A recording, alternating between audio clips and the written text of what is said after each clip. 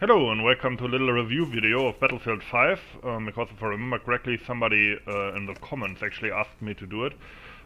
First of all, for those who don't know the channel or me, I'm TS Forever. I'm a dev for the Forgotten Hope 2 mod for Battlefield 2.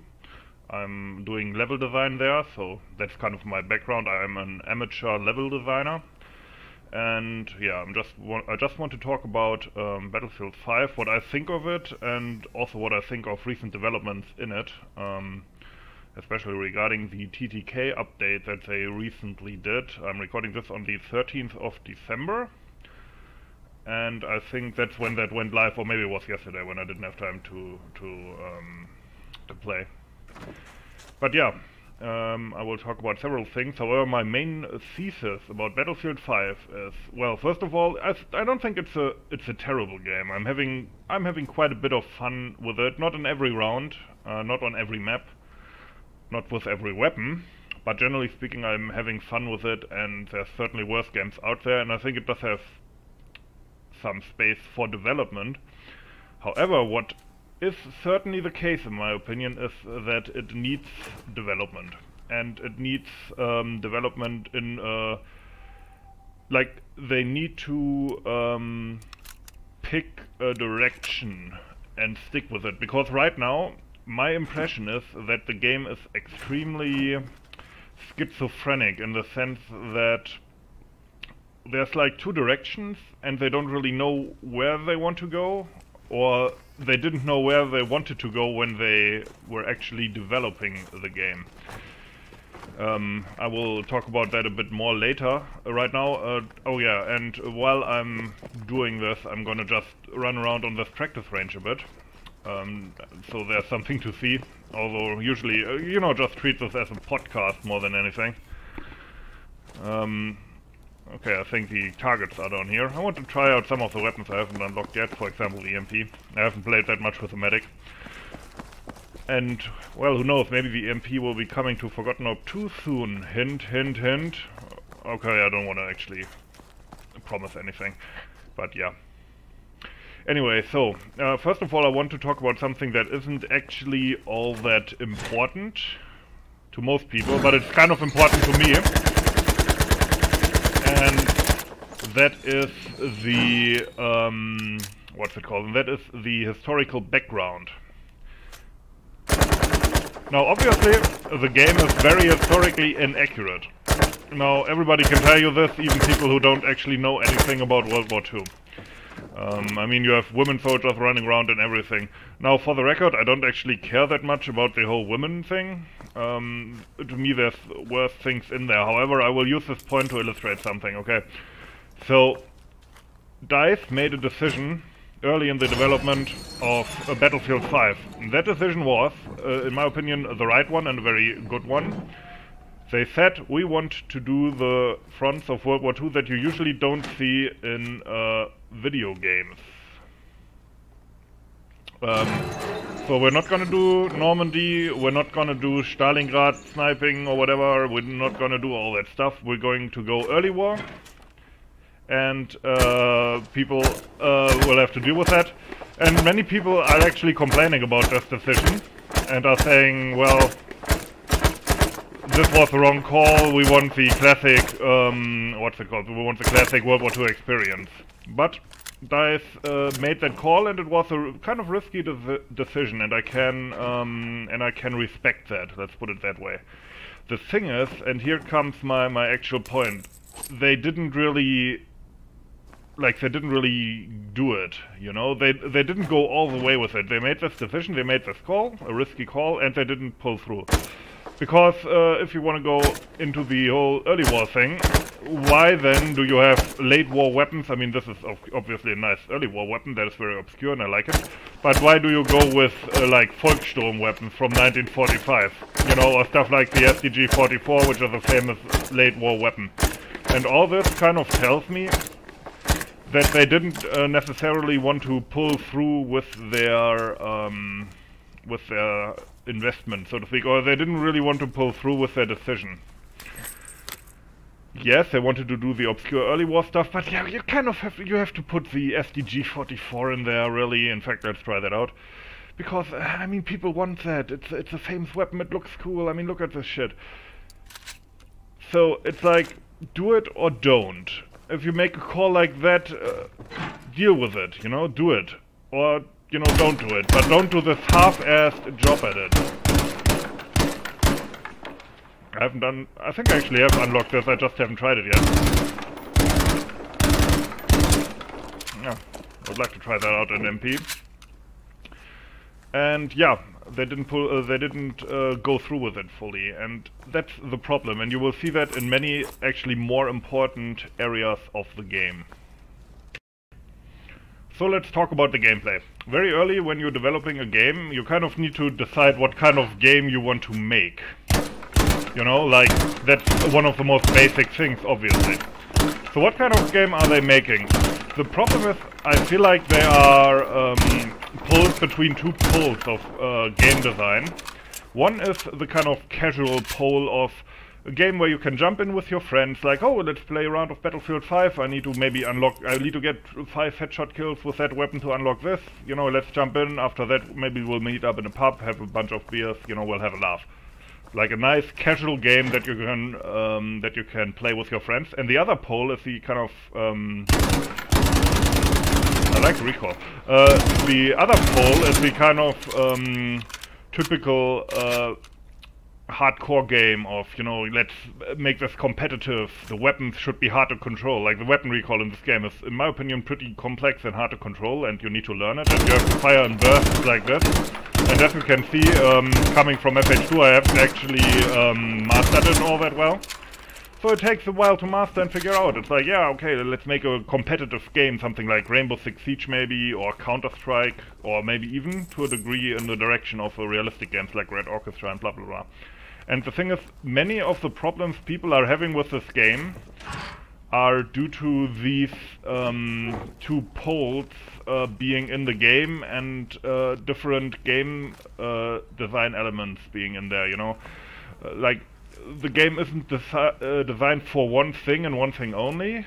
In fact, there are different gameplay elements that don't really mesh well. So what do I mean with this?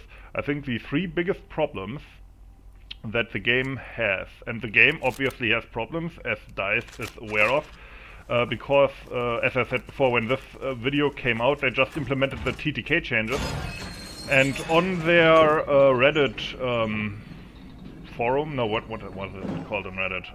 Social media bullshit. On their subreddit, they made a post explaining why, and it was apparently because their telemetric data told them that many people who start out in Battlefield 5 apparently kind of ditch the game immediately. Like, they log in, get killed a few times, and then they don't log in again. That's what their data tells them, which is obviously a bad sign. So what DICE decided to do was increase the time to kill, which basically means... oh, that's a nice recoil, holy shit. Which basically means they nerfed weapon damage. It takes more hits to kill a person. I will talk about this a little bit later. I don't necessarily think it's a good idea, although I know why they did it. So basically what they figured is that, well, the game right now isn't that attractive for casual audiences, they get frustrated by it, we need to change it. So, in my opinion, they are right in the sense that it's not very attractive to casual audiences because it was not fully designed as a casual game, only partly. Some elements of it are for a casual kind of game. Other elements are clearly more in a realistic notion and it doesn't mesh well. Or in a realistic direction and it doesn't mesh well. And I think the main issues are, and I want to talk about three issues here. One is readability and the general visual quality of the game, or rather the kind of visual functionality of the game. Then I want to talk about sounds and sound design. And lastly, I want to talk about maneuverability in maps, which is something that is personally quite important to me for my own, let's call it, mapping, mapping philosophy. So, let's start with visual quality. This game, and lots of feedback points into this direction, but this game is actually very hard to read. And the reason for that, ironically, and I will run around the map to illustrate this point a bit, the reason for that, ironically, is the visual quality of the game. Obviously, it looks great. You can't really fault this game for its visual quality. It's a technical marvel. I mean, if I had seen this game like 5 years ago, I would be like, holy shit, this is the future. I'm living in the future right now. Like, the visual quality is great, but visual quality in a video game is always in service of gameplay. And here you have the problem that many people are noticing is that enemy players blend into the ground very well and you can't see them. The reason for that are, there's several reasons, like vegetation like this, but mostly also the textures. The textures are very detailed, but they're also very busy and noisy visually. As you can see here, they're very detailed. There's many bright areas right next to dark areas, so that means they're noisy, and it's relatively easy for a shape to blend in. In addition to this, due to the visual quality of the Frostbite engine, everything actually looks like it belongs into the world. In older video game engines, it often looks like, you know how you have in cartoons, you always know which part of the background will move, unless it's a really high quality cartoon, because it looks completely different from the rest. Like, usually it has less color detail and so on. You always know which is going to move. Even as a child you could figure it out. And usually older games had that same, I don't even want to call it a problem, that same feature. Which, of course, wasn't great visual quality. It didn't look very realistic, but it actually did serve a certain gameplay purpose. Oh, here, by the way, you will see something I will talk later about, which is maneuverability on maps. But I'm going to come to that later. So because of that, as I said, many players feel that people blend into the terrain a lot, and they get shot without being able to shoot back quickly. Or without being able to react, rather. Which is, of course, frustrating, especially to new players. Now, I know many people, or most people, obviously, who watch this channel are Forgotten Ob 2 players, or at least into, like, more realistic games. So you will say, well, yeah, that's fine, though, that's realistic, that's what camo uniforms are for, you know? And you're right, in a realistic game, like a Red Orchestra, or Rising Storm, or hell, in Arma, or FH2, nobody really complains about this. Nobody fucking complains in Arma if you can't see a soldier who is hiding in some rocks or whatever. Nobody cares, because that's that kind of game. But the thing is Battlefield that kind of game? And the answer is, I don't know. Yes, I mean, the map design clearly points into that direction. This is a map that for me is designed with a kind of Red Orchestra feel maybe in mind, in the sense, just not like in the sense of visuals, but the game around it isn't. And that's what I mean when I say the game is schizophrenic or pulled into two directions or between two poles.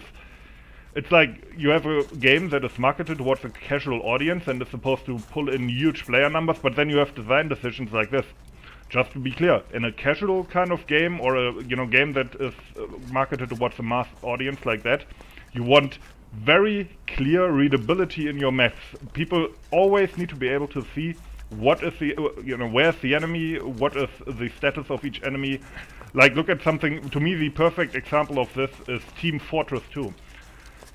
I can assure you there's no real corner you can hide in or unclear texture that you can disappear in front of in Team Fortress 2. Everything has very clear silhouettes, so you always know what threat you are facing.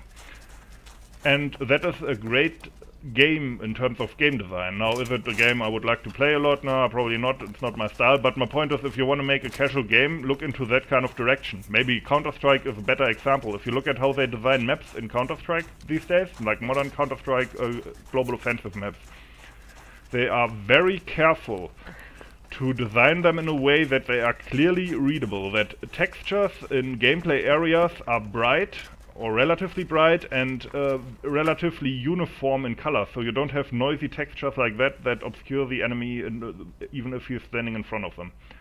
There are very few nooks and crannies that you can hide in, and stuff like that. Again, this was not done in Battlefield, and this is one part, I think, why the casual audience is apparently leaving the game enough for DICE to be worried about it. In addition to this, look at the screen right now and see how many parts of it are moving.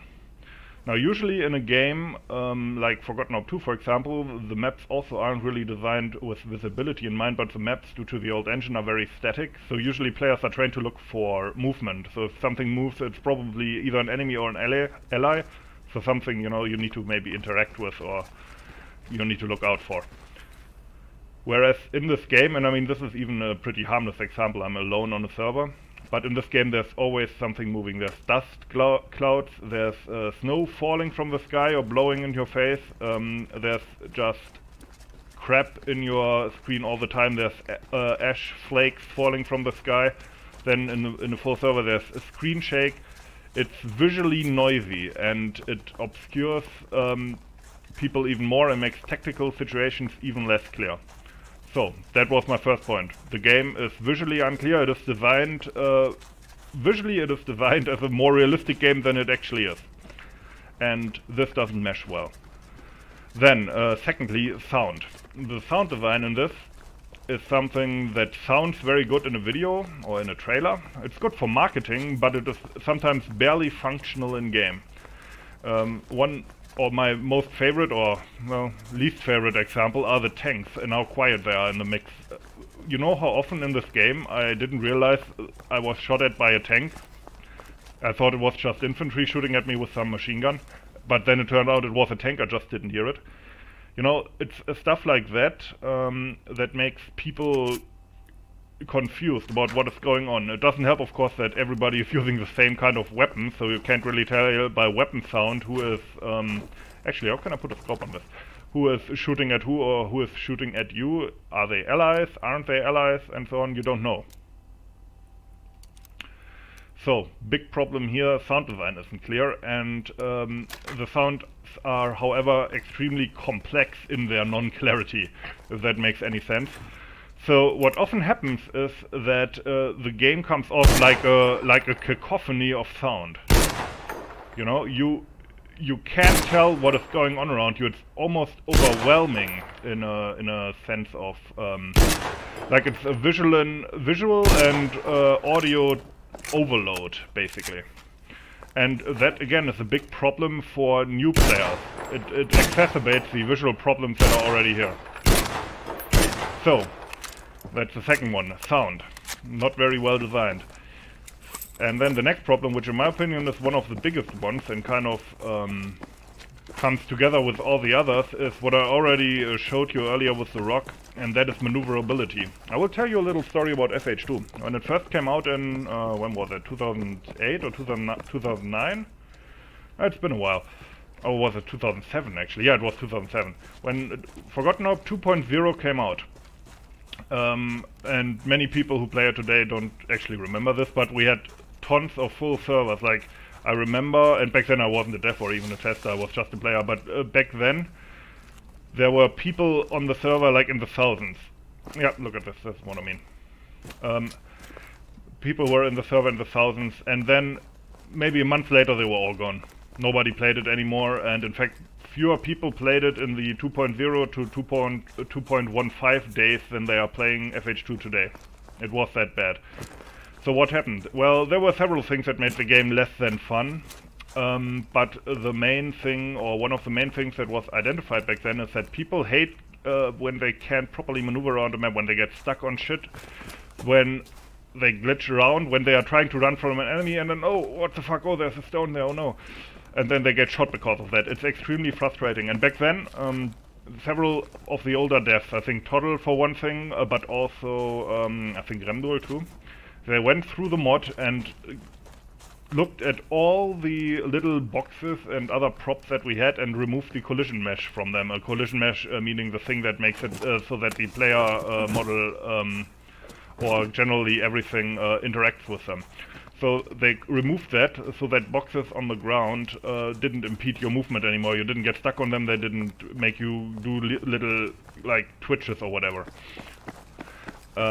So because of that, the quality of our maps, in my opinion, was raised...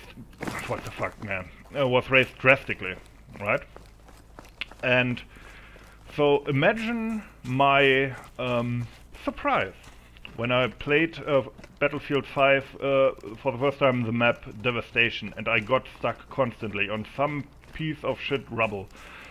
Constantly, something was in my way. I found a bug actually, interesting.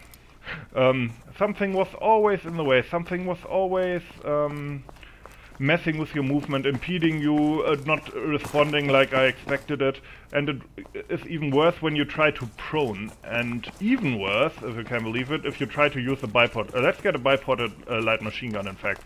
The bipod system in this game is, sometimes it works fine, and sometimes it's just fucking horrendous. And some of these bugs are like ledges that aren't properly set up, I believe. And sometimes, especially if you prone in like an uneven area, it's like the system, I haven't actually tried this one. The system doesn't apparently know how to handle it properly. And this is annoying because that's especially in rough areas where maybe you would, you know, prone for cover and try to find some spot from where you can shoot. So, for example, let's try it out. For example, for me in FH2 I would say this is the spot where I would want to deploy my bipod. Oh, it actually works here. Interesting. Okay, so that of course shows you that sometimes it actually works. But the thing is... yeah, see what happened? I can assure you I was not crawling forward there. The game crawled me forward. Yeah, again, that wasn't me. And this stuff happens constantly. The game takes away control from you and like pushes you forward. Sometimes you think you have deployed your bipod, but then you haven't, and you immediately stand up and the guy tries to hipfire. It's a mess. And I think this is caused by, like, they have some kind of automated system that decides which ledge you can put a bipod on. So they don't have to go through all their huge maps and say, okay, this is where you can deploy and this is where you can deploy which. To my knowledge from videos I watched, because I don't have the game, but from videos that I watched, that is what Call of Duty did. Like, they have designated ledges in each map where you can put up your machine gun. You can't do that on a map this big. But here the problem is this system is apparently completely inadequate for extremely detailed and complex terrain like this. It can't deal with it, and this is why you get these glitches. I assume there's also a system that prevents you from glitching into these rock areas here. So, you know, you can't by mistake like glitch into them and maybe gain an advantage, and this pushes you around when you prone next to the rocks. So okay, what is my point here? What DICE wants to do now, according again to Reddit, is they want to fix these things. Oh, I love this. Their term for that is they want to fix the prone experience. You know, because proning, that's an experience. Everything is an experience in modern game design. So they want to fix the prone experience. Okay, maybe they can improve the system. But to me, as a lowly modder, it just seems like their map design doesn't actually fit with the systems that they have set up, or to put it in a more blunt way, their maps are too complex for their own good. They are too complex for their system. You know, again, this also goes together with what I said earlier about the visual noise aspect of the maps. The maps are not designed for the kind of casual, easy-to-do game that they envisioned. What do we have here? I found another bug. The lots pop in. Anyway, yeah, we have a lot of those bugs as well. And yeah, this is the problem. So, as I said, again to reiterate my earlier thesis, the game is pulling into two different directions and I don't really know what to do now. As I said in the beginning of the video earlier, they released this TTK patch.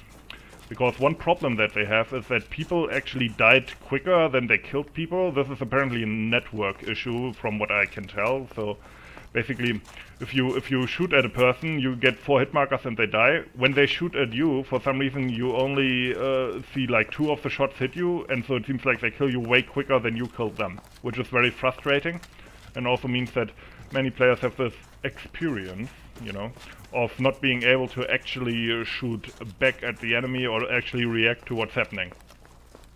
So what they did now is change the time to kill, so that enemies die slower now.